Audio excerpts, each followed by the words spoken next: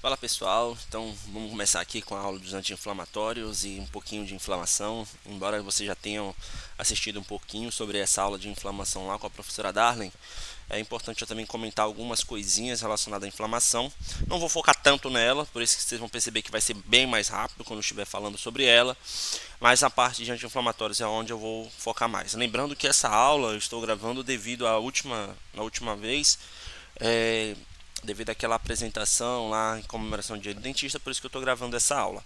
Por favor, estudem, porque essa aula vai cair na avaliação, vai cair na prova. E qualquer dúvida que vocês tiverem, vocês podem entrar em contato comigo durante as aulas, tá bom? Então vamos lá. Momento rápido da aula, porque basicamente isso daqui é inflamação, não é o que eu vou cobrar na prova. Mas vamos lembrar que qualquer agente infeccioso, bactéria, protozoário, vírus, etc., e os tecidos que são lesados, ou seja, quando aquela célula ela é degradada, você corta uma bactéria destrói uma célula, explode uma célula, tudo isso vai desenvolver, né? Eles precisam, um corpo precisa desenvolver mecanismos para que esses processos sejam eliminados. Eu não posso nem manter uma célula morta no meu corpo, como também eu não posso deixar uma bactéria simplesmente comandar o meu corpo. Então eles precisam ser eliminados. Esse processo de eliminação de tecidos lesados e de agentes infecciosos é o que nós chamamos de inflamação. Então, como vocês já devem saber, a inflamação é algo bom para o nosso corpo, só que logicamente a gente precisa modular esse processo inflamatório. Eu não posso deixar ele simplesmente acontecer de forma exacerbada. Então, eu preciso deixar ele em uma forma aconteça. Eu preciso que ele aconteça, mas de uma forma controlada, de uma forma modulada. Então, a inflamação é uma resposta protetora que envolve células do hospedeiro, nossas células, vasos sanguíneos, proteínas e outros mediadores, e eles se destinam a eliminar a causa inicial da lesão celular. Então, por exemplo, se é, uma bactéria, a inflamação vai lá e destrói a bactéria. Se for, por exemplo, um fungo, a inflamação vai lá e tenta destruir o fungo. E, além disso, durante esse processo infeccioso, por exemplo, os tecidos são lesados. Então, as células e os tecidos que morreram, que estão necrosados, eles também precisam ser retirados. Só a partir de toda essa limpeza que a inflamação gera é que começa o processo de reparo, o processo que nós chamamos comumente de cicatrização. Então, a inflamação é algo bom para o nosso corpo. Normalmente, a gente só utiliza os anti-inflamatórios para que essa inflamação seja modulada. A inflamação, né, ela atua basicamente diluindo, destruindo ou neutralizando qualquer agente nocivo. A Darlene deve ter falado isso para vocês, o que é basicamente essa diluição, essa destruição e essa neutralização de tecidos. É o que um processo inflamatório realiza. Então, sem inflamação, as infecções prosseguiriam sem controle. Então, se eu, por exemplo, tivesse uma ferida, o meu corpo não consegue gerar um processo inflamatório, aquela ferida nunca ia cicatrizar. Aquela infecção ela iria progredir e eu ia morrer de infecção de uma forma muito mais fácil, certo? Então, quais são os estímulos para a inflamação aguda, né? Então, basicamente, o que gera o início de uma inflamação? Então, infecções, como eu comentei para vocês, lembrando que infecções é a entrada de qualquer micro-organismo dentro do nosso corpo, seja bactéria, protozoário, fungo. O trauma, esse trauma pode ser tanto trauma mecânico como também um trauma físico ou químico. Uma necrose tecidual também gera inflamação. Como assim necrose tecidual? Essa necrose tecidual é gerada principalmente quando acontece, por exemplo, a interrupção de vasos sanguíneos, como acontece aqui no infarto agudo do miocárdio, certo, gente? Então, lá quando acontece um AVC, um infarto, basicamente como parou a irrigação naquele tecido, aquele tecido vai começar a morrer por falta de oxigênio e aquele tecido vai começar a entrar em uma necrose. Isso daí, as células começam a morrer, a partir disso gera um processo inflamatório. Corpo estranho.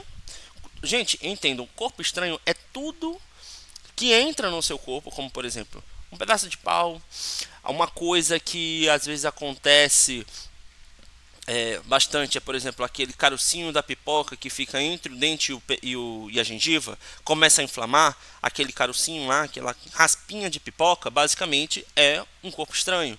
Então tudo isso é relacionado a um corpo estranho. É tudo que é diferente do corpo que consegue adentrar.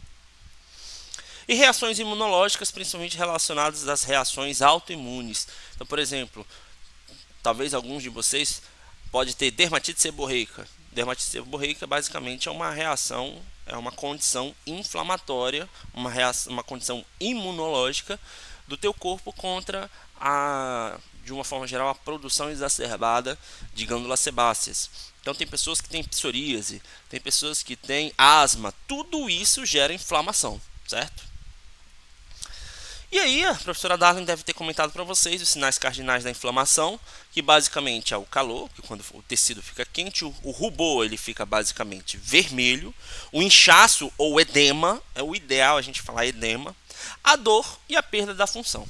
Para que eu uso anti-inflamatórios? Para que eu consiga diminuir todos esses sintomas. E é isso que eu quero que vocês entendam, pelo amor de Deus. Qual é o sintoma da inflamação? O que a inflamação gera? Vermelhidão, calor no local, edema, dor e perda de função. Olhando esses 5 sinais cardinais, o que vocês acham que mais incomoda o paciente? O que mais incomoda ele? Eu tenho absoluta certeza que o paciente, se mostrasse, olha, tá aqui 5 sintomas, o que é que tu queres? Eu não quero ter dor. Então, basicamente, a gente utiliza muito anti-inflamatório para a diminuição da dor. É o que eu vou comentar aqui para vocês, gente, que tem alguns anti-inflamatórios, que vou explicar aqui para vocês, que a classe mesmo farmacológica terapêutica, tipo assim, considerando ele de forma terapêutica, ele é um quê? Ele é um analgésico, porque ele diminui a dor. Vou dar o exemplo para vocês. Embora ele esteja aqui na aula de anti-inflamatórios, o paracetamol e a dipirona, eles são basicamente terapeuticamente analgésicos. Daqui a pouquinho eu vou explicar para vocês. Analgésico porque diminui a dor. Tudo bem? Logicamente, eu também posso utilizar anti-inflamatórios para diminuir o edema? Posso! Vocês vão perceber que na aula de hoje, os principais anti-inflamatórios que eu vou falar para vocês, eles não têm tanto essa função de diminuição do edema. Tudo bem, gente? Mas existe um anti-inflamatório que ele diminui muito essa questão de edema, principalmente pré-operatório. Eu vou falar isso para vocês lá na aula presencial, tá? E logicamente aí perda da função, porque quando é isso que acontece. A perda da função ela é em detrimento principalmente à dor. Então, por exemplo, se está doendo, gente, você não pode triscar em nada. Você não pode mexer em nada. Então aquele local fica com perda de função. Tudo bem, gente? Você diminuindo a dor, pode ter certeza que a função daquele local ela recupera. Tá bom? Então, foquem nisso. Eu estou mostrando os sinais cardinais da inflamação, que caiu lá na prova de imunologia para vocês. E agora, quando eu vou falar de anti-inflamatórios, tenham em mente que principalmente vai ser esses 2 temas aqui, esses 2 os principais que os anti-inflamatórios vão atuar, que vai ter repercussão bastante na vida do paciente. Mas, logicamente, de uma forma geral, a maioria dos anti-inflamatórios vão atuar em todos. Especificamente, alguns têm maior predileção para dor, tá bom? Mas isso daí a gente vai ver com calma. Bem, não sei se a professora Darling explicou isso para vocês. Isso daqui é a cascata do ácido araquidônico. Por que eu tenho que mostrar ela? Porque isso daqui é fisiológico. Isso é fisiológico, tá, gente? Então, toda vez que você lesou qualquer tecido, você tem o início dessa cascata do ácido araquidônico. Eu vou explicar essa cascata do ácido araquidônico novamente lá na aula. E aí eu vou logo falando para vocês. Se tudo der certo, né? Eu espero que normalmente sempre chego cedo nas nossas aulas. Quando for lá 8 horas, 8h05, eu já vou começar a explicar essa cascata do ácido araquidônico, iniciando a nossa aula. Por quê? Porque eu vou explicar ela repetindo o que eu estou falando, mas de uma forma mais simplificada, que é o que eu quero que vocês imaginem, tá bom? Então vamos lá, como é que funciona a cascata do ácido araquidônico? Lembre-se que aqui eu tenho os fosfolipídios da membrana celular, das células. Toda vez que a célula ela é degradada, essa membrana ela começa a se degradar. Gente, pensa, você tem uma célula, tu passa um bisturi em cima da célula, a célula explode. E aí, essa membrana ela começa a ser degradada. O que acontece quando a membrana começa a ficar degradada? Os fosfolipídios eles começam a ficar livres. Eles não ficam aqui um do lado do outro, eles começam a quebrar, porque a célula morreu, certo? Então o que vai acontecer? Os fosfolipídios eles vão encontrar lá no tecido intersticial, enfim, por fora da célula, no tecido extracelular, uma enzima chamada de fosfolipase. E esses fosfolipídios vão ser transformados em ácido araquidônico. Aí é que a gente começa o papo, certo? O ácido araquidônico, ele vai ser uma molécula, uma substância, que vai ser o precursor principal de todas as moléculas inflamatórias do nosso corpo. De todas não, mas da maioria dentro desse ponto. Então o ácido araquidônico ele vai ser esse precursor para as moléculas inflamatórias do nosso corpo. Então bora lá.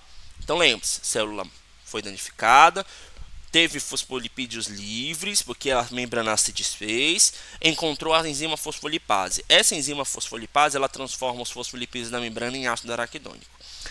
O ácido araquidônico ele pode seguir duas vias. Uma via que vai ser a via da ciclooxigenase, isso é uma enzima, ou a via da lipoxigenase. Essas duas vias aqui é o que significa? É o que o ácido araquidônico vai encontrar. O ácido araquidônico vai encontrar a enzima ciclooxigenase, ou comumente chamada de COX, ou ela vai encontrar uma lipoxigenase. Isso são enzimas. Se o ácido araquidônico encontrou uma ciclooxigenase, uma COX, essa COX ela vai pegar esse ácido araquidônico e transformar em prostaglandinas. Ah, Bruno, tem um negócio aqui, tromboxano, prostraciclina, tudo isso é prostaglandina, tá, gente? É isso que eu quero que vocês entendam. Lá na aula eu vou desenhar isso e vou só colocar prostaglandina. Então lembre-se, o ácido araquidônico encontrou a enzima COX e a COX converte o ácido araquidônico em prostaglandinas.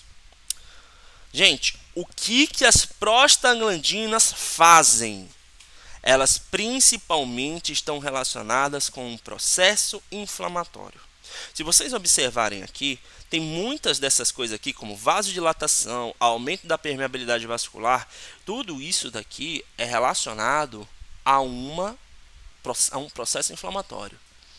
Então, as prostaglandinas, elas são as principais moléculas inflamatórias do meu corpo. Entendam, eu já falei isso para vocês. Nem sempre as prostaglandinas elas são, vamos dizer assim, só maléficas. Elas só geram inflamação. Não, tem momentos que eu preciso das prostaglandinas. E eu acho que eu já falei isso daí uma vez para vocês. Se eu não falei, eu vou falar daqui a pouquinho para vocês, tá? Mas de uma forma geral, bota aí, anota do seu lado do seu slide. As prostaglandinas são as moléculas inflamatórias do nosso corpo. Ora, se as prostaglandinas, que são as moléculas que estão inflamando o meu corpo, se eu diminuir a produção dessas prostaglandinas, eu não diminuo a inflamação? Sim. Então o que os anti-inflamatórios, que é esses daqui que eu estou falando para vocês, vão fazer? Esses anti-inflamatórios aqui, eles principalmente vão inibir a COX.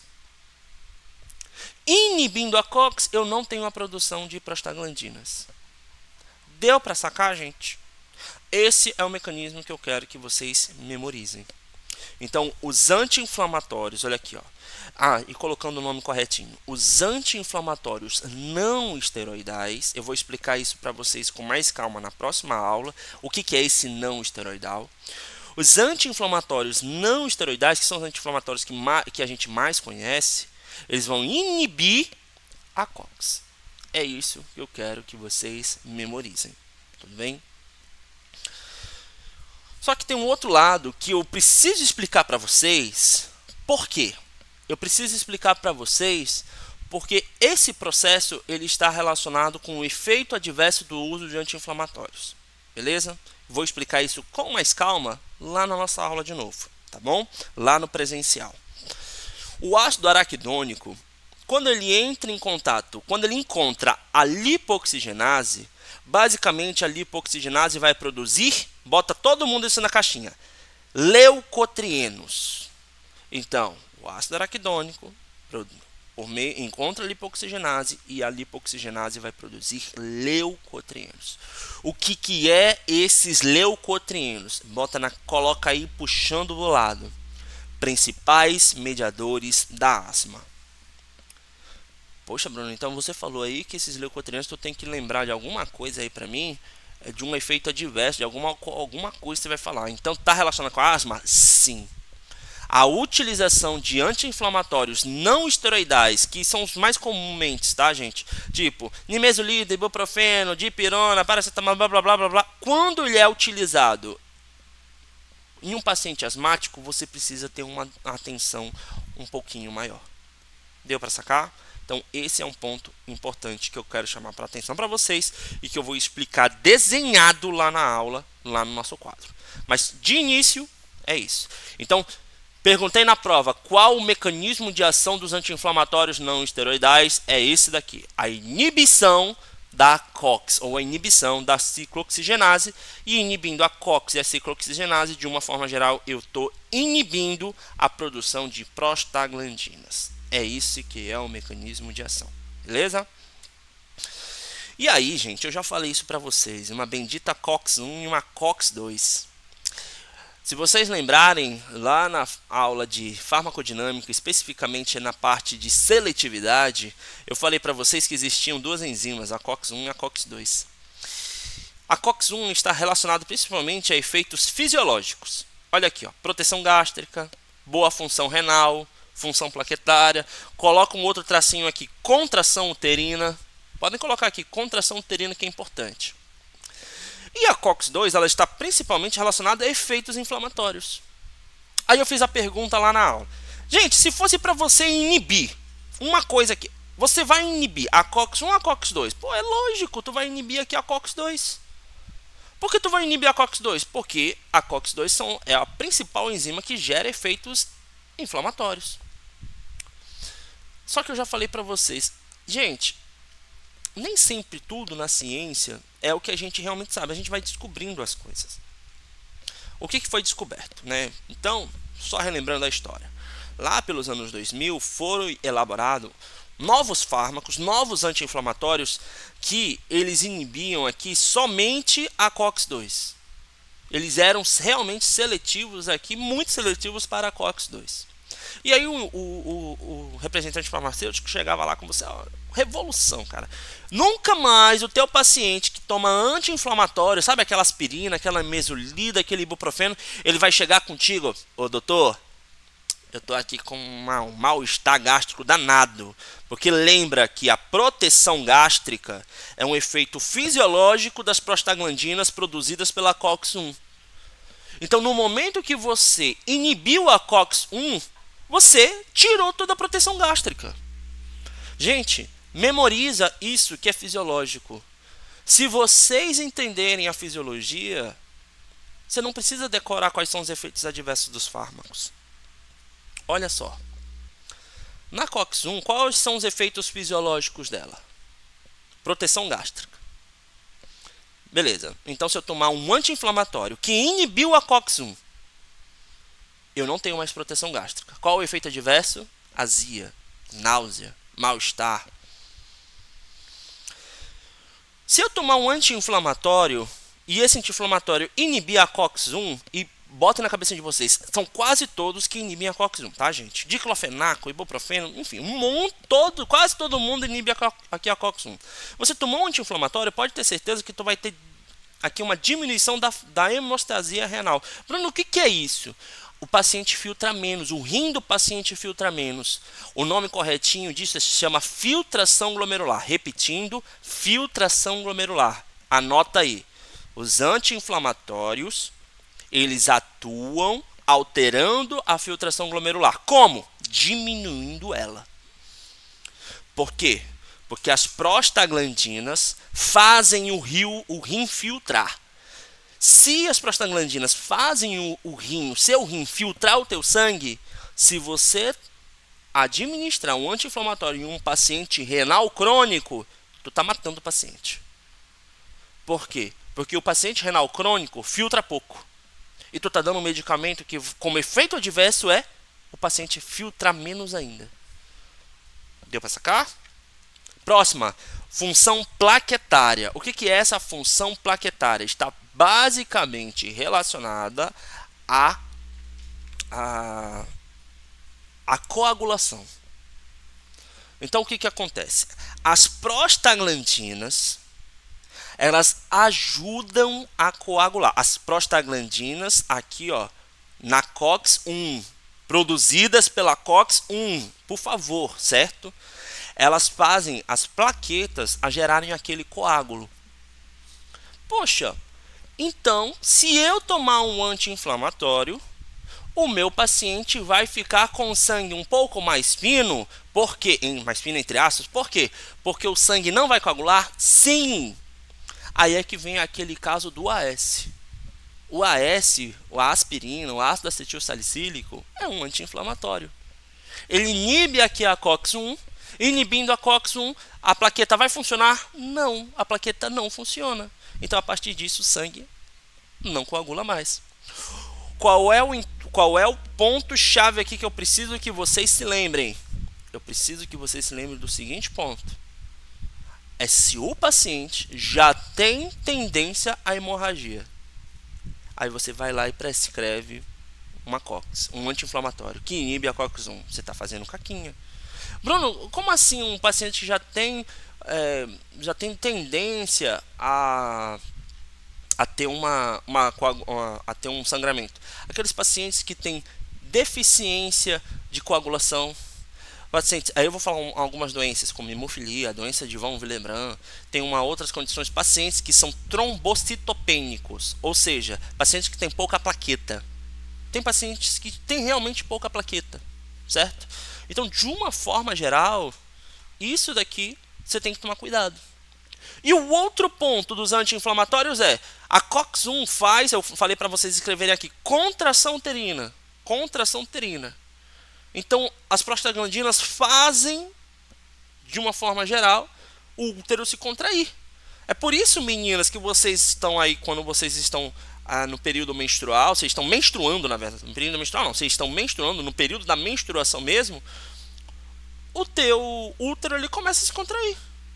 Ele começa a se contrair por quê? Porque naquele momento, o seu endométrio, aquela camada interna do teu útero, começa a descamar e gera um leve processo inflamatório. Esse processo inflamatório é o que tem lá? Prostaglandina. E essas prostaglandinas fazem o seu útero contrair. Para quê? Para que possa expelir essa descamação do endométrio. Aí você tem cólica. Deu para sacar?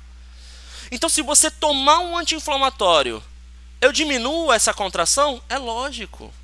Se eu tomar um anti-inflamatório e eu estiver gestante, o que vai acontecer?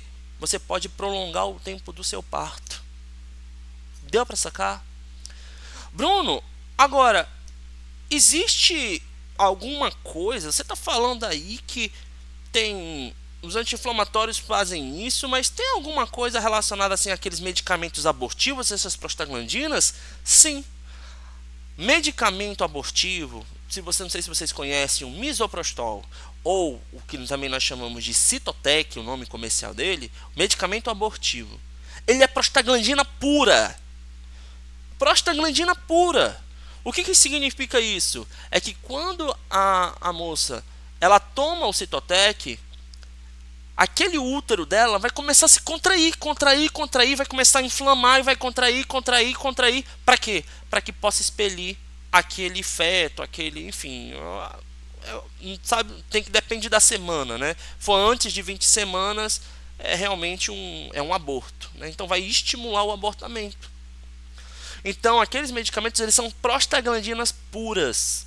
Então, vocês, rapazes, se vocês um dia, nunca se sabe, não sei o que acontece na cabeça de vocês, em comum acordo, entrou em contato lá com a moça, não, vamos tentar abortar. Eu sei que aqui no Brasil é contra a lei, mas a gente sabe que tem pessoas que têm acesso a isso, né? Então, o que vai acontecer?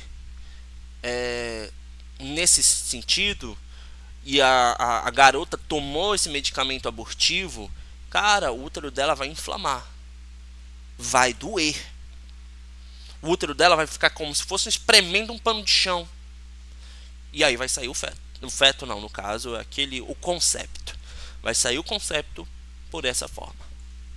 Por quê? Porque ali é prostaglandina pura. Deu para sacar? Mas o que é pra gente aprender na odonto? É que os anti-inflamatórios, eles inibem a produção dessas prostaglandinas.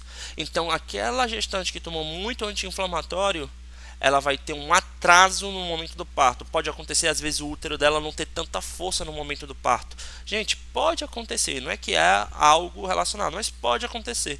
Aí, a partir disso, os médicos já têm que ficar ligados para que, por exemplo, possam realizar uma cesárea. Deu para sacar? Então, é isso daqui que eu quero que vocês memorizem, tá? Daqui a pouco a gente vai fixar mais esse conhecimento. E a COX-2, antes, gente, a gente só pensava que tinha efeito na inflamação. Mas não. Ela tem um processo muito importante. Essa COX-2, ela evita, presta atenção para não se confundir, tá? A COX-2, ela evita, ela previne infarto, AVC, trombose e embolia pulmonar. As prostaglandinas produzidas pela COX-2, elas previnem infarto, previnem AVC, previnem embolia pulmonar, previnem trombose. O nome é trombose venosa profunda, trombose na perna, enfim. Por que isso? Eu não vou falar o porquê. Se vocês quiserem, vocês podem perguntar para mim durante a aula, porque eu não quero que vocês se confundam, tá? Mas as prostaglandinas produzidas pela COX-2 fazem isso. Então, se eu tomar os anti-inflamatórios que só inibem a COX-2, olha o termo que eu estou utilizando, só inibem a COX-2, somente inibe a COX-2, o que é que você pode gerar para o paciente? Ele morrer de infarto, ele morrer de derrame, que é um AVC, ele tem um tromboembolismo pulmonar. Deu para sacar? Então, os medicamentos, os anti-inflamatórios que eles eram seletivos para a COX-2, hoje no Brasil, são raríssimas as indicações deles. Você não vai dar para qualquer pessoa, porque você aumenta muito o risco daquela pessoa ter um infarto, ter um AVC, ter uma embolia pulmonar, ter uma trombose. Beleza, gente? Bora seguindo. Então, gente, qual é o intuito? Quando você toma anti-inflamatórios não esteroidais, os nossos anti-inflamatórios, basicamente tu quer diminuir a inflamação, como o próprio nome diz, a febre e a dor. O que eu quero que vocês entendam? Bota na cabecinha de vocês aí, pelo amor de Deus. Botem na cabecinha de vocês que tem anti-inflamatório que eles são seletivos para cada função. Gente, olha o conceito de farmacodinâmica. Seletivos. Tem anti-inflamatório que ele é muito bom, anti-inflamatório mesmo.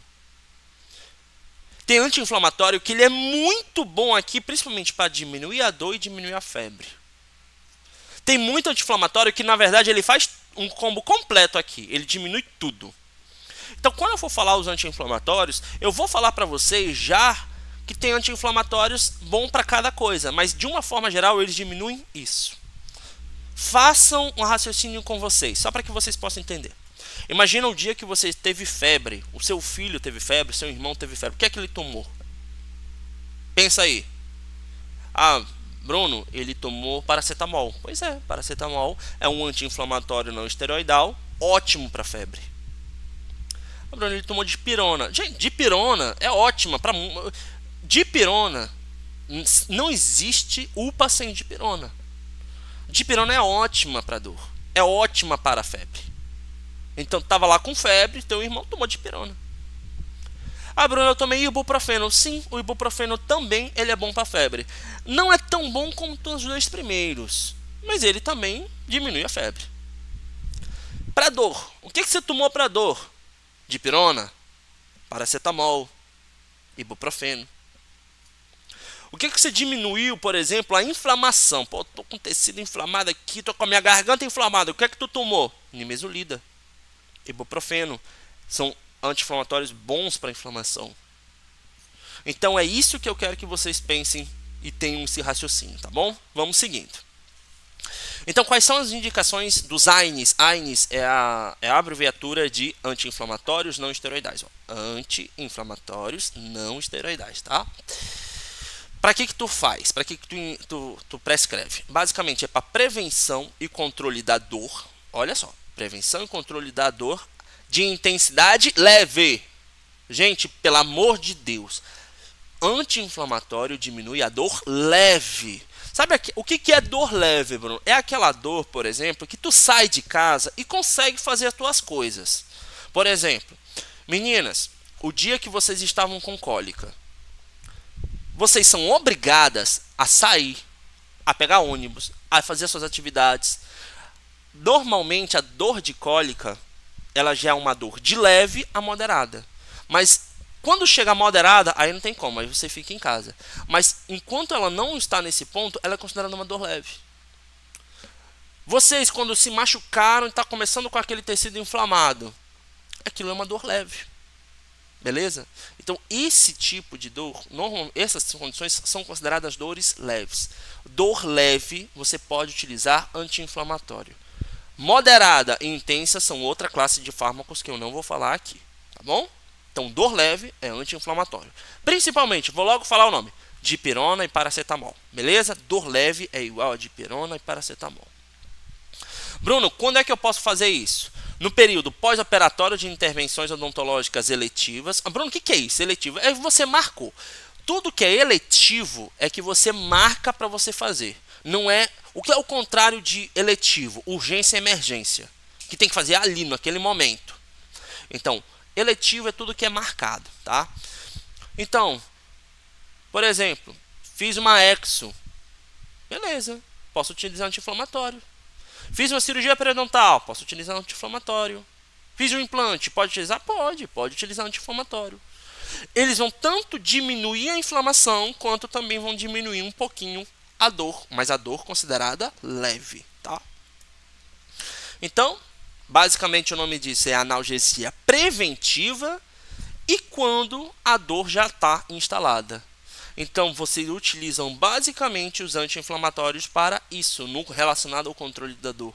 Quando você quer impedir que o paciente tenha, basicamente, um processo doloroso, porque você fez algum tipo de procedimento, ou quando chega o paciente, meu doutor, tô com o dente inflamado, tá doendo. Beleza, então tu passa o anti-inflamatório para diminuir aquela dor. Beleza? É isso, tá bom, gente? Então, só lendo basicamente, analgesia preventiva, introduzido imediatamente após a lesão tecidual. Você basicamente é assim, você acabou de fazer a incisão, o paciente está anestesiado. Aí, de uma forma geral, depois que ele saiu, ele já toma um anti-inflamatório. Você já está fazendo ali uma analgesia preventiva. Tá bom? E o controle da dor instalada, como eu já falei para vocês, é decorrente de processos inflamatórios agudos, que, por exemplo, pulpite, né? O paciente está com dor de dente, lá, dor na polpa, pericementite, dor lá no cemento, por exemplo. Como complemento dos procedimentos de ordem local, como, por exemplo, uma exodontia. O paciente chegou lá, tem que tirar o dente, tu retira o dente, aí para o paciente não sentir dor, tu pode prescrever também um anti-inflamatório. Entende? Embora eu estou focando muito nessa parte de dor, porque é o que mais os pacientes reclamam, entendam que quando você prescreve um anti-inflamatório, ele também vai diminuir a inflamação, tá? Então, quais são as características dos AINES? A maioria deles são reversíveis. Qual é o único que é irreversível? O AS. Eu já expliquei para vocês. E lembre-se que aquela questão pode cair na prova de novo, tá? Aquela questão do AS pode cair de novo. Eles inibem a COX, é o mecanismo de ação deles. Eles absorvem muito bem por via oral, eles são excelentes para a absorção da via oral. Eles, presta atenção, são medicamentos que eles têm uma afinidade de moderada a alta nas proteínas plasmáticas. Então, cuidado no uso deles, tá? O clássico contraindicação é varfarina. É a contraindicação clássica.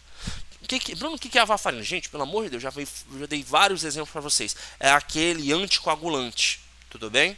Então lembrem-se, de uma forma geral, cuidado com os AINES, principalmente quando o paciente chega contigo e diz: ei, tomei uma varfarina, tá?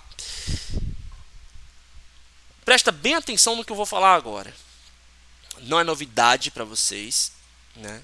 Que eu faço um outro curso, etc, né? Teve um dos meus professores, né, que ele não sabia que eu era dentista. Ele puxou um negócio lá na frente dele, né, ele era um cardiologista, ele puxou, sem brincadeira, gente, uma requisição e falou o seguinte: ó, tá aqui, profissional dentista, o professor, ele chegou um paciente lá, que é um paciente dele, né? o dentista entrou em contato comigo perguntando se eu poderia autorizar a fazer o procedimento. Só que, pelo amor de Deus, olha o que o cara está perguntando. Ele está perguntando qual anti-inflamatório ele pode usar, qual o anestésico ele pode usar e o que ele pode fazer para não prejudicar o paciente. O cardiologista, ele ficou... Gente, sem brincadeira, ele estava soltando fogos. Porque ele simplesmente falou assim, cara, por favor, me dá o paciente que eu faço. Ele falou desses mesmos termos, gente. O meu professor, o cardiologista, ele falou assim, cara, se for para arrancar o dente, me dá que eu sei arrancar. Porque arrancar o dente, gente, vocês vão ver, não é bicho de 7 cabeças. Entendeu? O procedimento não é. E aí o cardiologista, ele falou, gente, cara, se for assim, eu sou dentista. Porque se eu não sei o anestésico que eu vou aplicar no meu paciente, é sacanagem. Então é isso, ó, podem ter certeza, as condições desse paciente que eu peguei vai ser uma pergunta de atividade ou de prova de vocês. Por quê? Porque eu preciso repassar essa prática clínica que eu vivencio para vocês também, para que vocês lá na frente também não possam passar vergonha.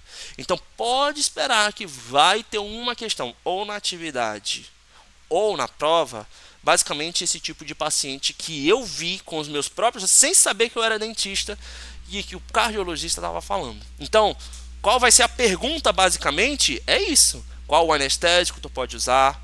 Qual os fármacos que você vai poder utilizar? Podem esperar que isso daí vem na prova de vocês, tá bom? É bom que tá gravado, então vocês podem me cobrar. E eu estou falando que vai cair.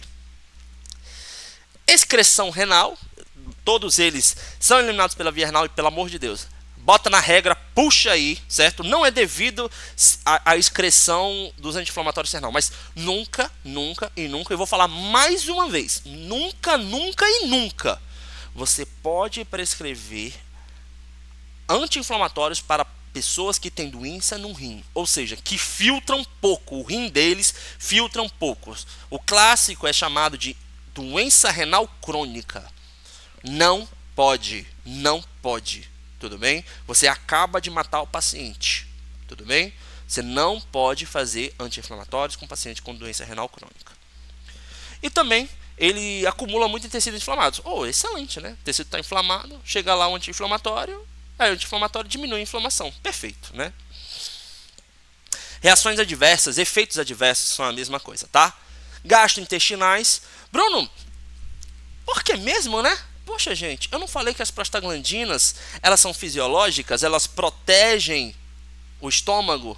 Pô, tá aqui, olha. Então quer dizer que se você tomar anti-inflamatórios, tu pode ter dor abdominal? Pode. Pode ter náusea? Sim. Pode ter diarreia? Com certeza. Começa a ter anorexia. Por que anorexia? É porque o estômago dói e aí a partir disso você não come mais, tá? Anorexia é como se fosse uma coisa secundária. Ulcerações? Claro. Por que ulcerações? Porque o estômago não está deixando de ser protegido? Sim. Então um ácido produzido começa a literalmente degradar a parede do estômago. Essa degradação gera úlcera, gente. E essas úlceras começam a sangrar. E se o paciente começa a sangrar, o paciente começa a ter anemia. Gente, para a vida de vocês, por favor, isso daqui não é coisa de odonto, mas é coisa de medicina. Anemia é um diagnóstico que você dá, mas que você sempre precisa saber a causa. Pelo amor de Deus, gente, eu vejo muitos erros na UPA por isso. Não existe simplesmente o paciente, tá anêmico hoje, já deu ferro, já deu sangue para ele e ele voltar a ser anêmico. Tá errado. A anemia precisa ser investigada, a causa da anemia. Normalmente é deficiência de ferro? Sim, ótimo. Pode ser deficiência de vitamina B12 ou ácido fólico? Sim, pode ser. Mas às vezes o paciente está anêmico porque ele está sangrando por dentro. Ele pode ser um paciente que está sangrando por dentro porque ele tomou muito anti-inflamatório na vida dele. E aí ele está com uma bela de uma gastrite. E que essa gastrite está perfurando o estômago, que está fazendo ele sangrar. E aí a partir disso ser anêmico. Então tome muito cuidado com isso, tá? Isso é para a vida de vocês um dia, se tiver aí na sua casa um paciente que toma muito anti-inflamatório, um parente, pode acontecer isso, tá bom? Plaquetas, lembre-se, Ele inibe a agregação plaquetária, logo aumenta o risco de hemorragia. Cuidado na utilização de anti-inflamatórios junto com anticoagulantes. O clássico varfarina, tá bom? Renal, olha só, ele retém líquido. Bruno, por que ele retém líquido? O paciente fica inchado quando toma anti-inflamatório não esteroidal. Nesse caso, são aqueles pacientes que já têm a função renal prejudicada, que é o doente renal crônico. Aí começa a reter líquido, começa a ter edema, porque a retenção de líquido gera edema, aí a função do rim vai embora. Então nunca prescreva isso. Bota a setinha, porque qual é a causa mesmo dessas reações adversas? É porque os anti-inflamatórios diminuem a filtração glomerular. Bota nessa setinha, escreva isso, diminuição da filtração glomerular. E no útero, basicamente, é o prolongamento da gestação e inibe o trabalho de parto. Esse prolongamento não é que a gestante pode passar do parto, é porque, tipo assim, um parto é em média 40 semanas. Então, uma gestante que tomou muito anti-inflamatório, ela pode chegar muito próximo do limite superior, que é 42 semanas, uma gestação, entendeu? Então, tem esse prolongamento. E pode, durante o parto, o útero não ter contrações suficientes para poder expelir aquela criança. Tudo bem? Quanto tempo devo usar os anti-inflamatórios na odontologia? Pelo amor de Deus. Informação essencial. Primeiro, o conceito que vocês aprenderam com a Darlene. A dor decorrente de procedimentos odontológicos, cirúrgicos, ela dura mais ou menos, 24 horas. Com um pico de intensidade atingindo aproximadamente de 6 a 8 horas. Tudo bem? Então, com 24 horas, acontece aquela dor que você meio que cortou o tecido, aquela dor dura 24 horas. E o pico mesmo daquela dor é aproximadamente 8 horas. O edema que gerou, porque está gerando uma inflamação, ele atinge o ápice dele em 36 horas, um dia e meio.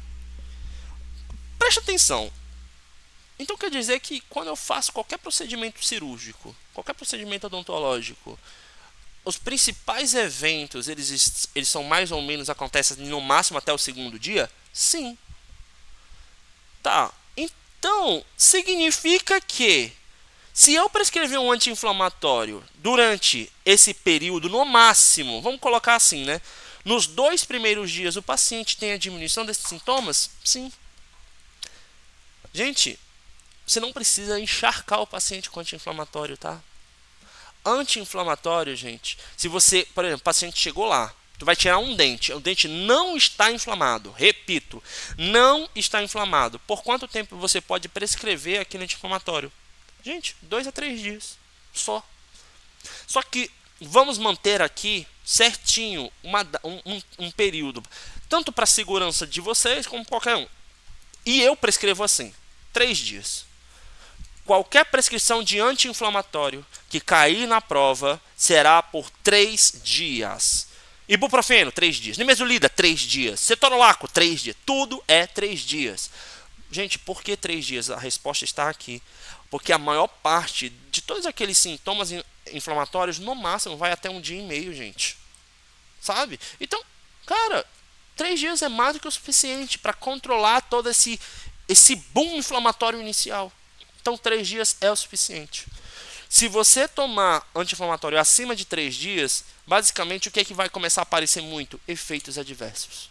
Então, para você não ter dor de cabeça nem com o paciente e fazer uma odontologia baseada realmente nas evidências, na fisiologia, etc., faz com 3 dias, tá bom? Ok. Bruno, o paciente está aqui. Prescrevi por 3 dias, eu tirei um dente, prescrevi um anti-inflamatório por 3 dias e a dor do paciente não passa. Tá doendo. O edema tá gigante, exacerbação do edema. Cara, o que aconteceu? Pois é, nesse momento, você como um profissional tem que pensar em uma complicação.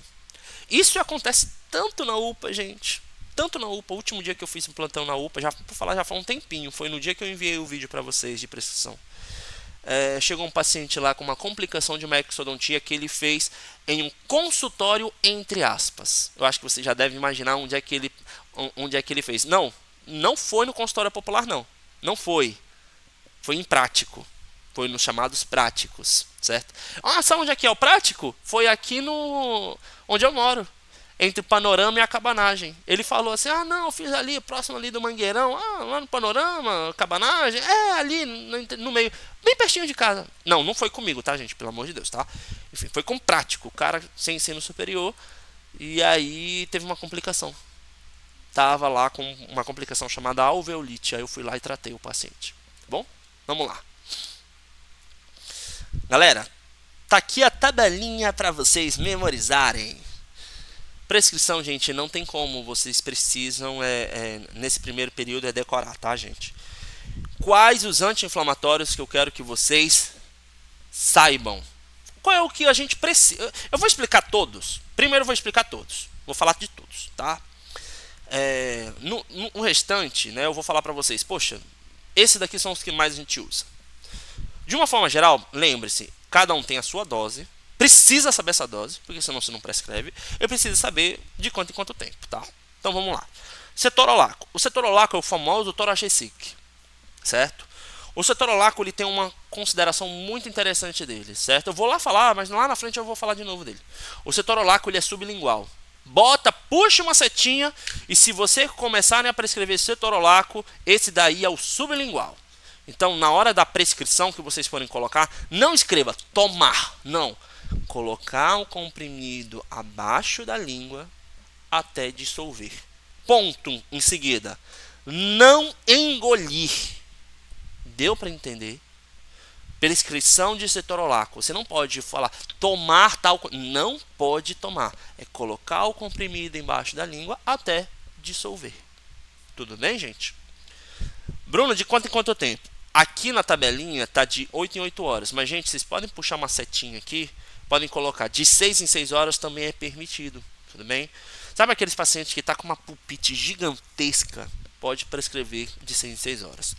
Esse medicamento, você pode estar pensando, Bruno, tu tá complicando demais. Medicamento aqui por via oral. Perdão. Tanto medicamento por via oral, que todos os outros são por via oral. Eu vou logo escolher esse daí de sublingual para eu poder errar na prova? Pois é, cara, mas eu vou te falar uma coisa. Esse cetorolaco é tão utilizado na odonto. Ele é um dos melhores anti-inflamatórios que tem um poder analgésico muito potente. Deu para entender o que eu estou falando?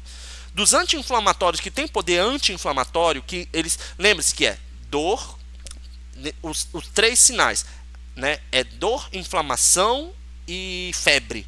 As indicações, assim, quando eu estou pensando numa inflamação, sempre tem isso. A febre, eu sempre tenho dor, eu sempre tenho inflamação. O cetorolaco, ele atua na inflamação, mas ele atua muito, muito, muito bem na dor. Ele é um potente analgésico.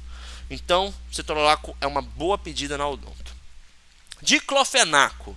Bruno, diclofenaco é um bom anti-inflamatório? Cara, ele é um bom anti-inflamatório, mas a gente não usa tanto na odonto. Eu sei que tem gente que utiliza e tal. Se tem lá na UPA, não tem outros, só tem ele, você pode usar? Pode.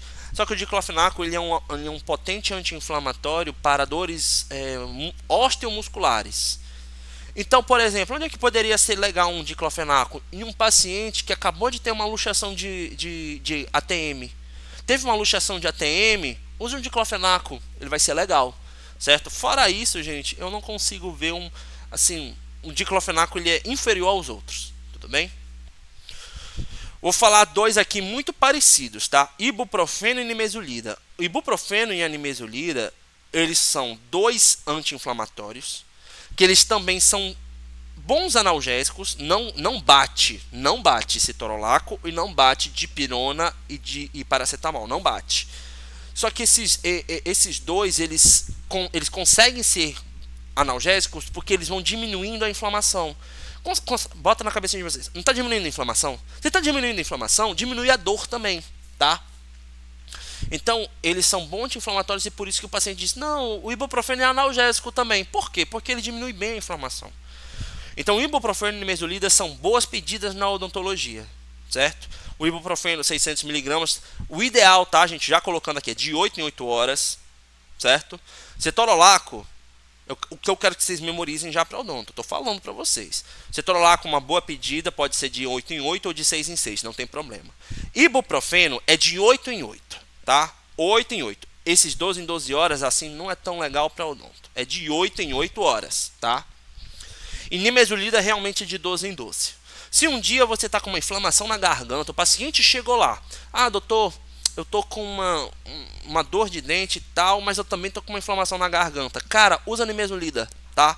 Porque a nimesulida vai atuar tanto na garganta quanto também no dente. Isso acontece, tá? Lá na UPA, de vez ou outra aparece um paciente que tá com dor na garganta e dor no dente concomitante. São quadros diferentes.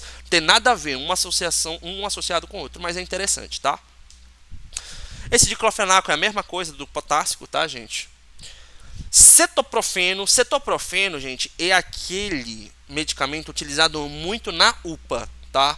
O cetoprofeno normalmente a gente não prescreve para, assim mesmo, para casa, porque o cetoprofeno, assim, por via oral, ele é inferior a esses daqui. Só que ele, cara, intramuscular, ele é sensacional, entendeu? O cetoprofeno ele é muito bom para intramuscular. Então, lá na UPA, boa pedida de AINE, cetoprofeno, tá? Então, olha só o que eu já estou falando aí para vocês. Se for para casa, cetorolaco, ibuprofeno, nimesulida.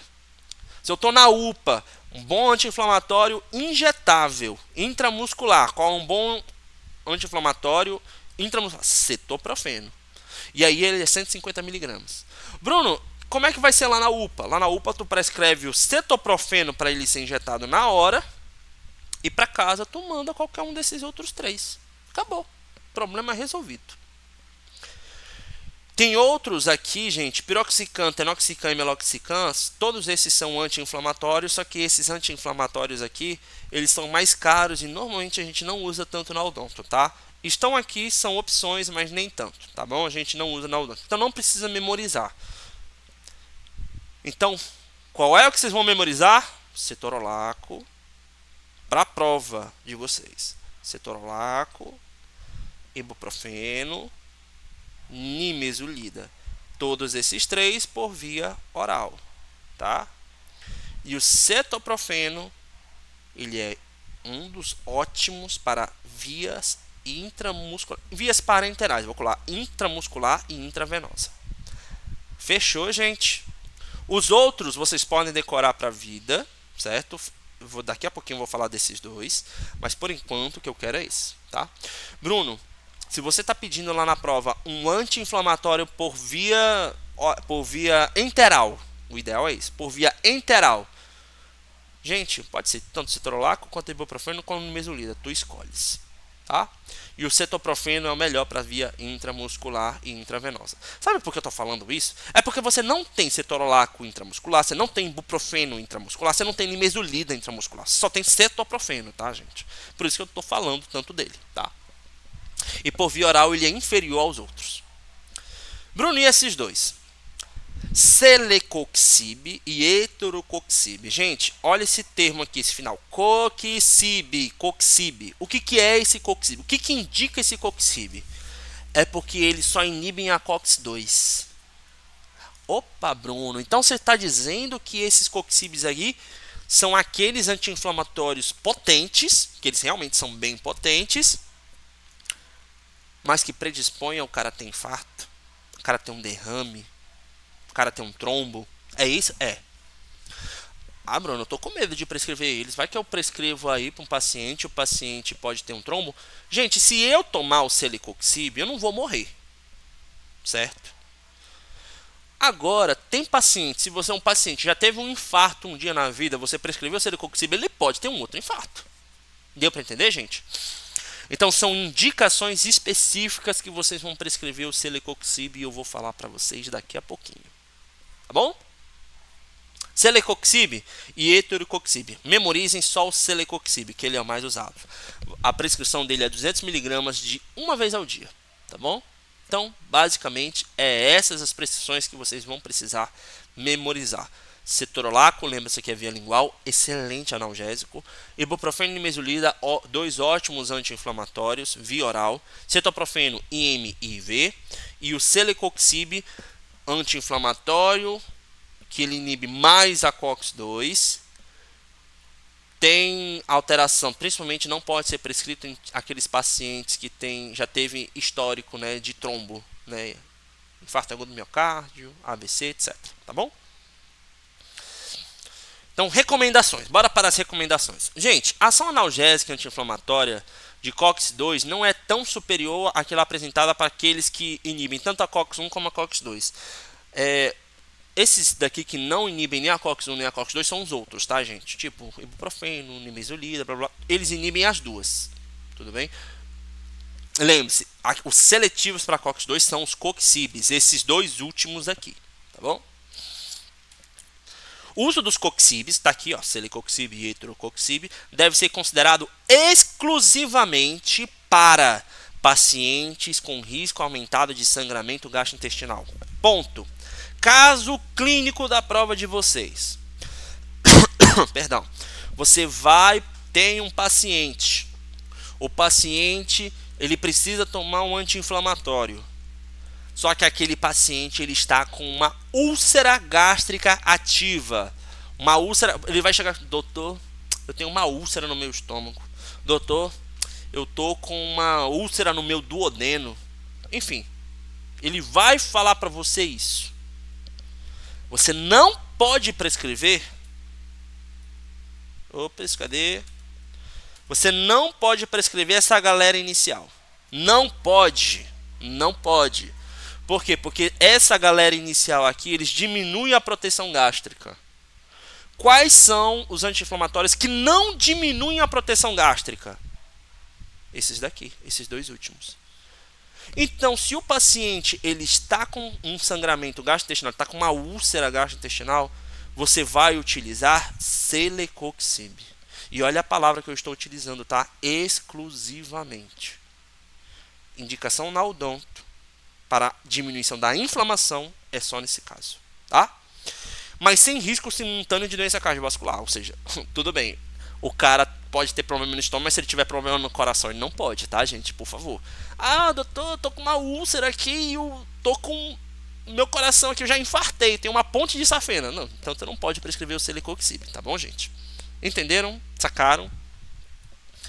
Não há estudos que demonstrem a segurança da utilização desses coxibes em menores de 18 anos, não sabes. Então é por isso que a gente só prescreve acima de 18 anos, pacientes acima de 18 anos. Na prescrição de qualquer droga inibidora de COX-2, ou seja, celecoxib e heterocoxib, deve-se usar a menor dose efetiva pelo menor tempo necessário. Bruno, menor dose efetiva é aquela que eu mostrei para vocês. Celecoxib 200mg uma vez ao dia. Ponto, acabou. É a dose que a gente vai prescrever, certo? Ah, uma vez ao dia por quanto tempo? 3 dias. Tudo que eu falei para vocês é 3 dias, por favor. Gente, por favor, olha a bendita da droga. Nunca prescreva anti-inflamatórios, AINES não esteroidais, junto com varfarina. Porque senão o paciente pode sangrar. O paciente pode ter hemorragia. Tá bom? Não pode. Beleza? É contraindicado o uso de inibidores seletivos de COX-2 em pacientes sob uso contínuo de AS. O paciente está tomando AS durante muito tempo, não é ideal você utilizar um anti-inflamatório nele. Assim, é contraindicado, por quê? Porque você pode aumentar esse risco de sangramento, certo? O paciente pode começar a ter mais hemorragia, tá bom, gente? Assim, entenda, são seletivos de COX-2. São aqueles celecoxib e heterocoxib. Não pode. Não pode. Bruno, mas se o paciente está tomando AS de forma contínua, ele precisa de um ibuprofeno. Pode? Pode. Ele só não pode o celecoxib junto com a AS, tá? O uso concomitante de certas drogas antihipertensivas, do AINE com drogas antihipertensivas, pode gerar uma elevação brusca da pressão arterial. Cara, isso daqui é interessante, tá, gente? O mecanismo é bem complexo, tá, gente? Quem quiser, eu explico para vocês na sala de aula. É melhor, tá? Para o vídeo não ficar tão longo. Mas preste atenção. Se chegar na tua frente um paciente que ele tem pressão alta mesmo E mesmo com o uso dos mesmo com o uso dos antihipertensivos, ele não consegue diminuir tão bem a pressão. É aquele paciente que sempre fica ali, não, doutor, minha pressão, assim, eu tomo antihipertensivo, mas sempre fica ali 14, 15 por 9, eu não consigo diminuir muito a minha pressão, não. Mesmo tomando a medicação, se você utilizar a AINE nele, pode acontecer um aumento, certo? Isso acontece porque, só colocando aqui por cima, o que eu quero que vocês memorizem é isso. E esse trecho, e essa frase. Por quê? Porque os anti-inflamatórios diminuem a filtração glomerular. Deixa eu tentar explicar rapidinho o porquê para vocês, tá? A finalidade é essa. Memorizem isso para a prova de vocês e também para a vida. É porque os anti-inflamatórios eles diminuem a filtração glomerular, tá? E alguns antihipertensivos, eles diminuem a pressão, repito, alguns antihipertensivos, eles diminuem a pressão arterial, aumentando a filtração glomerular, fazendo o cara urinar muito. Não sei se um dia de você, alguns aí da família de vocês, toma hidroclorotiazida, que é um antihipertensivo. O que o paciente faz quando toma hidroclorotiazida? Ixi, urina pra caramba, porque ele é um diurético, tá? Então o que acontece? A hidroclorotiazida, ela faz a pressão arterial do paciente diminuir porque o paciente filtra mais o sangue e urina mais. Aí você dá um anti-inflamatório, aquele medicamento que é a hidroclorotiazida não vai conseguir fazer efeito, porque a filtração glomerular está diminuída. E aí a pressão do paciente não diminui. Deu para entender, gente? Então, de uma forma geral, se você prescreve um anti-inflamatório junto com um antihipertensivo, por exemplo, a hidroclorotiazida, você gera tipo uma competitividade. Aí o paciente não diminui a pressão, ela faz aumentar. Tudo bem? Então, cuidado com isso, tá? Gente, por favor, isso daqui não é uma contraindicação, tá, gente? Isso daqui é para você ter atenção a esse caso, tá bom? Deve-se evitar a prescrição de inibidores seletivos de COX-2, naqueles pacientes que tiveram trombose, tá, gente? Então, paciente que teve trombose, paciente que já teve cirurgia cardíaca, blá, blá, blá, essas coisas, não pode utilizar o celecoxibs, não pode. E todos os AINES podem causar retenção de sódio e água, diminuição da filtração glomerular, como eu já falei várias vezes para vocês, e aumento da pressão arterial. Tudo bem, gente? Então, basicamente, isso daqui é a mesma coisa que esse, só que com outras palavras. Tomar cuidado com essa situação, tá bom? Aí, gente, só colocando aqui rapidamente, nimesulida, um exemplo, tá aqui para vocês, os dois exemplos de nimesulida, sempre a prescrição, 100 mg a cada 12 horas. Todos esses daqui, tá, gente, são efeitos. Analgésico diminui a dor, antipirético diminui a febre e anti-inflamatório. A nimesulida atua nesses três. Embora a nimesulida seja, qual dos três efeitos é melhor? Risca aí, sublinha, anti-inflamatório. A nimesulida é um excelente anti-inflamatório. Diclofenaco. Normalmente a nossa prescrição é esse daqui, 100 mg de 12 em 12 horas, tá?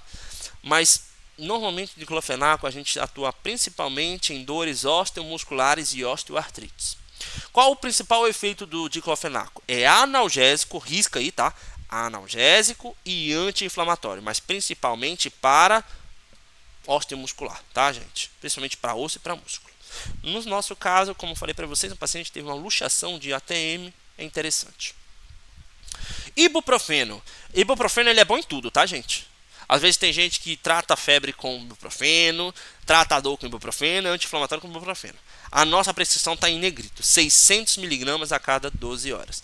Esse 400 mg aqui é o Advil, tá? É aquele que às vezes as meninas utilizam para diminuir a cólica, tá? Mas na nossa, na odonto, a dose é a dose plena mesmo, 600 mg de 8 em 8 horas, tá?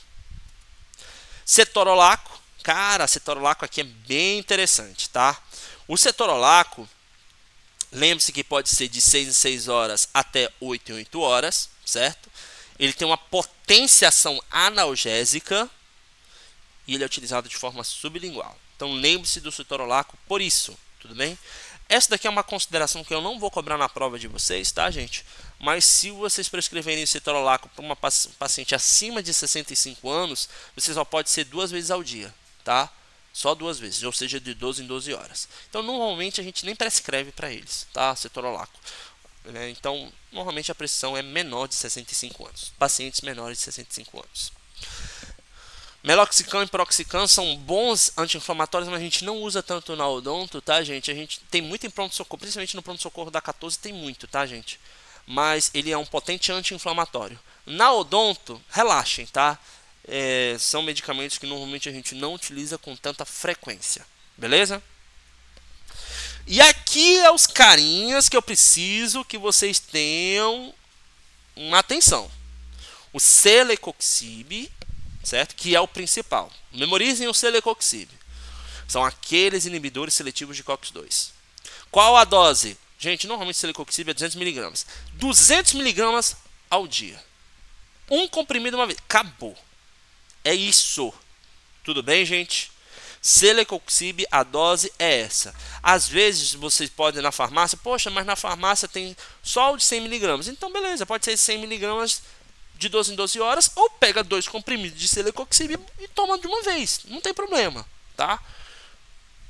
Celecoxib são aqueles anti-inflamatórios seletivos de COX-2. Qual é a interação deles? Qual é a relação deles? Lembre-se, somente para aqueles pacientes que têm problema gastrointestinal.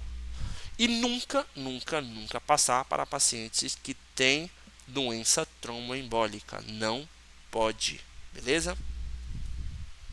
O AS, gente, ele não é tão legal assim na odonto não, tá, gente? A gente não utiliza tanto. O AS, normalmente, a gente precisa saber do AS porque ele é um anti-inflamatório, como estou falando para vocês, mas normalmente a gente tem que saber porque muito paciente já vem tomando AS. Mas ele toma AS principalmente devido a essa função aqui, a função antiagregante, tá? Para evitar que ele tenha um novo infarto para afinar o sangue, tá? Mas o AS normalmente a gente não usa tanto na odonto. E aqui tem um ponto importante. Eu vou falar para vocês, né, de anti-inflamatórios que terapeuticamente só são analgésicos. Deu para entender, gente? Pelo amor de Deus, às vezes vocês podem ter tido essa confusão e dar um bug. Bruno, como assim, Bruno? Você está falando? O paracetamol é um AINE, ou seja, um anti-inflamatório não esteroidal, e ele não desinflama. Sim, gente, ele não desinflama. Agora, por que ele não desinflama? Porque, na verdade, porque ele é considerado anti-inflamatório? Porque o mecanismo de ação dele é inibir a COX. Só que ele inibe uma COX seletivamente, que está principalmente relacionada à ação analgésica e antipirética. Basicamente, eu coloquei isso até uma vez na avaliação de vocês. Basicamente, aquela COX que ela está principalmente no sistema nervoso central. Tudo bem? Então, paracetamol, bota na cabeça de vocês. Ele é um anti-inflamatório não esteroidal, mas ele não tem ação anti-inflamatória. É estranho, é paradoxo, mas é isso. Mas o paracetamol ele atua nas outras questões que o anti-inflamatório atua, que é na febre e na dor.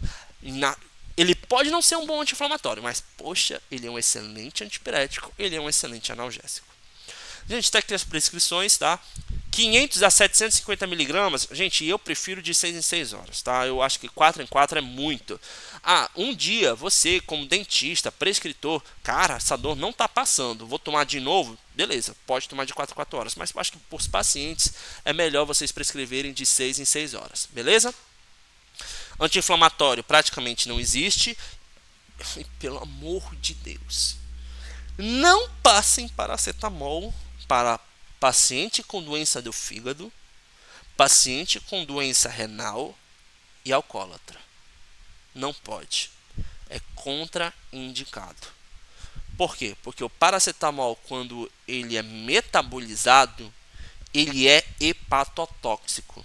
Então, preste atenção. Eu não se lembra que eu já falei para vocês que você quer morrer de uma forma lenta, dolorosa, é só tomar uma cartela completa de paracetamol de 750 mg? Pois é, porque ele é hepatotóxico. Tudo bem? Então, se ele é hepatotóxico, tu vai dar para um paciente com cirrose? Não, não pode, cara. Tu vai dar para um paciente alcoólatra que o fígado dele está arrebentado? Não, também não pode. Então, são contraindicações do paracetamol. Então, tá aqui, ó. Chegou uma gestante, você pode prescrever.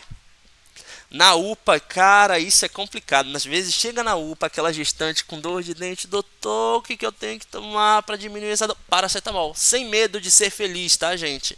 Vocês podem prescrever paracetamol, tá? Paracetamol também, naquele caso da varfarina, não pode, é contraindicado.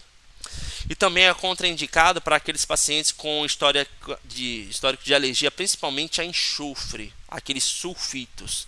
Então, sabe aquele paciente que tem alergia, por exemplo, ao bisulfito de sódio? Pois é, não pode tomar o paracetamol, tá bom, gente? Então, mais uma considerações aí para vocês. E a dipirona, eu amo dipirona, tá, gente? Acho que pra mim é o melhor. Eu tô com dor, eu tomo dipirona. E eu gosto daquela mesmo em gotas, certo? Que é amarga, que é ruim mesmo. Não sei, coisa de criança. Mas pode ser comprimido, não tem problema, tá, gente? A dipirona é um excelente analgésico. Não existe UPA sem a dipirona. Não tem como. E ele é um potente antipirético também. A minha prescrição, eu quero que vocês memorizem, é de 500 mg de 6 em 6 horas, tá, gente? Então, 500 mg de 6 em 6 horas é o ideal. E paracetamol, 750 mg de 6 em 6 horas. A prescrição é essa, tá? A dipirona, ela é contraindicada para aqueles pacientes que são alérgicos a ela. Basicamente, o nome do composto é isso, tá? Mas a pessoa não vai chegar a dizer, doutor, eu tenho alergia à pirazolamona. Não, vai dizer que é alérgico à dipirona, tá bom? Não pode prescrever para pacientes com esse caso aqui, ó. Deficiência congênita da glicose 6-fosfato desidrogenase. Aí você para pensar e diz, isso não vai cair na minha mão, né? Não vai cair um paciente com esse troço aí que eu nunca ouvi falar. Nem sei se vocês chegaram a ver isso na genética. Eu fui professor de genética durante um semestre, eu expliquei essa deficiência. Por incrível que pareça, na sala de aula, onde eu estava ministrando essa aula, uma pessoa levantou a mão e disse: na minha família tem essa doença.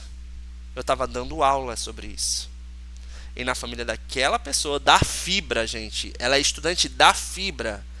E na família dela, tem pessoas que têm a famosa deficiência congênita da... o nome dessa enzima é uma enzima, a G6PD. É isso mesmo, tá, gente? Tá em inglês. É G6PD. Deficiência de G6PD. Aí eu estava explicando isso na minha aula de genética. Aí essa pessoa falou, não, minha doença tem isso. Deu pra sacar que às vezes, do nada, você olha assim, cara, isso nunca vai acontecer comigo. Mano, nunca se sabe, tá? E essas pessoas, elas não podem usar dipirona. Não pode, de jeito nenhum, tudo bem? Então, não pode, tem que ser evitado em pacientes com histórico de anemia e leucopenia. Sabe aquele paciente que é anêmico a vida toda? Cuidado com dipirona, certo? Aquele paciente que tem leucemia, cuidado para usar dipirona, certo?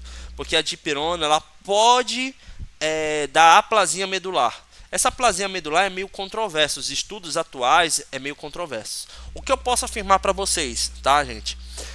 Dipirona no Brasil, o risco é muito baixo de algum efeito adverso na medula óssea. É muito, muito, muito baixo. Agora, se você aplicar uma dipirona naqueles países tipo Alemanha, países nórdicos como Suécia, Noruega, Finlândia, enfim, aquela galera, Dinamarca, aquela galera lá, eles têm mais risco de, quando tomam a dipirona, desenvolver isso. É uma questão genética. Aí no Brasil, né, como a gente, desculpa o termo, mas é uma raça vira-lata, entre aspas, pelo amor de Deus, tá, gente? Nós somos vira-latas porque, entre aspas, nós somos muito miscigenados. Isso é excelente para a genética. Por quê? Porque veio o alemão. Ele, se tomar dipirona, tem aplasia medular. Mas aí, ele se casou aqui, por exemplo, com uma pessoa da região, uma portuguesa, que não tem associação. Ou com uma pessoa que era indígena, ou com uma outra pessoa lá, sei lá, de outra etnia. E esse gene que gerava a aplasia medular quando eu tomava dipirona praticamente sumiu. Desculpa o termo, mas é para que vocês possam entender. Lembra o negócio de cachorro de raça e cachorro vira-lata? Cara, tu olha assim um cachorro vira-lata, vai criar um cachorro vira-lata. Meu amigo, o cachorro vira-lata vai para cima e para baixo. Ele fuça tudo e tudo mais. E o filhote dele, o filhote do vira-lata, cara, é muito difícil morrer. Agora, o filhote de um cachorro de raça, ele precisa ter vários cuidados. Bruno, peraí, essa resistência está relacionada com a mistura das raças? Sim. Então está relacionado com as misturas dos genes? Sim, cara, é isso. O cachorro vira-lata ele é resistente a muitas coisas porque ele pegou genes de resistência de várias raças. Enquanto você tem um cachorro com uma raça pura, aquela raça mais pura ela tem deficiência de algumas coisas. E aí essa deficiência de algumas coisas pode levar ele ao óbito mais tarde.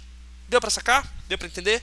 Então, pelo amor de Deus, né? É muito estranho falar raça para ser humano, mas eu estou tentando fazer a analogia para que vocês possam entender.